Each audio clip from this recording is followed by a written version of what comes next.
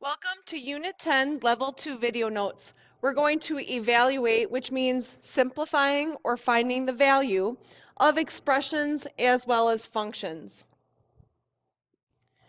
We're going to do this by substituting in integer values and then doing the math and simplifying. So for this example, it says evaluate the expression. Evaluate means finding the value or simplifying.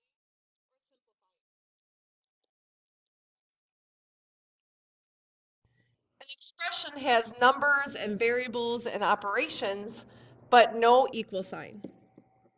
So we're not working backwards here. We're evaluating this expression for x equals 8, and x equals 0, and x equals -5. So we're going to substitute these values into the expression and simplify this quadratic trinomial. To evaluate this expression when x equals 8, we're going to substitute 8 in for each x. So I'm going to rewrite this equation with 8 everywhere there's an x. Now this right now is incorrect. We really need to put in parentheses when we substitute, especially when we have quadratics with that squared key. Without the parentheses, you're not telling your calculator that the base is 8. Now to follow order of operations, because I'm not working backwards to solve. 8 times 8 is 64, and I'm going to multiply before I add and subtract, so 6 times 8 is 48. So this expression is 64 subtract 48 plus 10. And our answer is 26. So we inputted 8 for x, and we got an output of 26. Let's do that again where x is 0. So we'll substitute 0 in for x, and instead of writing it first, let's just put parentheses everywhere where we're supposed to substitute 0. All right, 0 squared, subtract 6 times 0 plus 10. And 0 times 0 then would be 0, multiply 6 times 0, and then add 10. So we have to multiply before we subtract that 6, because it's not subtracting 6, it's subtracting this product. 0 subtract 0 plus 10 would be 10. This last question is where kids make the most mistakes. We're plugging in a negative value and we're squaring it. And if we count on our calculator, lots of times we get it wrong. So as long as you remember to put parentheses, you should be good. So we're substituting -5 and squaring it. Subtract 6 times -5 plus 10. So exponents first. -5 times -5 is positive 25. Without the parentheses, your calculator will say -5 squared is -25, and that's incorrect. It's thinking the base is 5. We need to tell the calculator that our base is -5 that's being squared. All right, now a negative times a negative here, because that 6 is really -6 times -5. And that's going to be a positive 30. And then add 10. Now that we've done our exponents and multiplying, now we can continue with adding slash subtracting. And in this case, we're not subtracting anymore. Our value is 65. So take a time out and make sure that you're getting these answers as well. Let's do it again. We're going to evaluate, which is finding the value of the expression, this trinomial, when x is 9. So we're going to substitute 9 everywhere we have an x. This expression is saying the opposite of what we're substituting in squared plus 3 times our new value, subtract 10.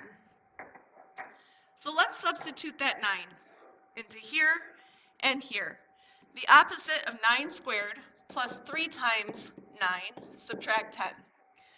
All right, first we're supposed to do exponents. 9 times 9 is 81, and we're taking the opposite of that value squared. So this one turns into a -81 because this is outside of what we're supposed to substitute. All right, then we're going to multiply 3 times 9, which is 27, positive, and subtract 10. Now we're into adding and subtracting. -81 plus 27, subtract 10, is negative 64. Now we're going to find the value when substituting in negative 6. So it's saying the opposite of negative 6 squared plus 3 times negative 6, subtract 10. So it's saying the opposite of negative 6 squared. Well, negative 6 squared is positive 36. So it's saying the opposite of that value plus 3 times negative 6, which is negative 18, or you could just say minus 18. Subtract 18 is the same as adding a negative. And at the end, we have a subtract 10. So the opposite of 36, subtract 18, subtract 10. And that value is negative 64 again. Let's finish with these two examples. We're going to evaluate this expression. This time it looks a little bit different here.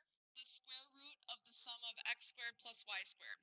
And we know that x is negative 6 and y is negative 8. So let's plug in negative 6 and square it. And then let's plug in 8 and square it. And in the end, after we add them, we'll square root.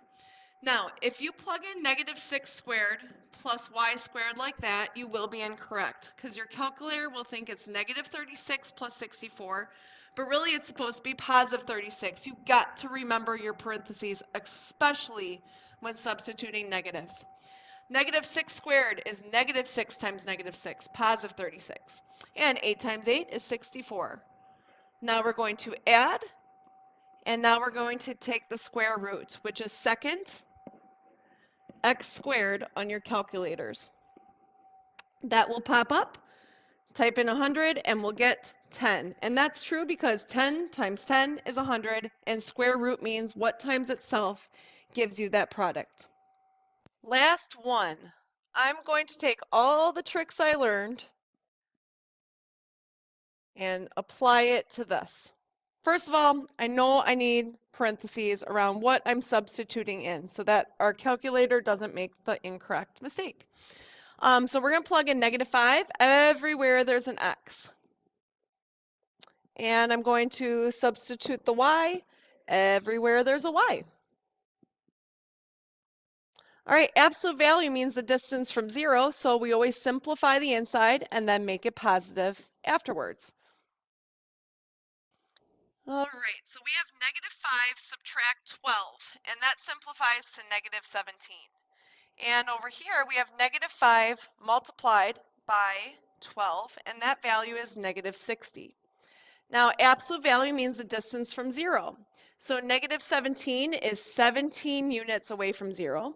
And we're going to subtract the absolute value of negative 60. Well, negative 60 is 60 units away from 0.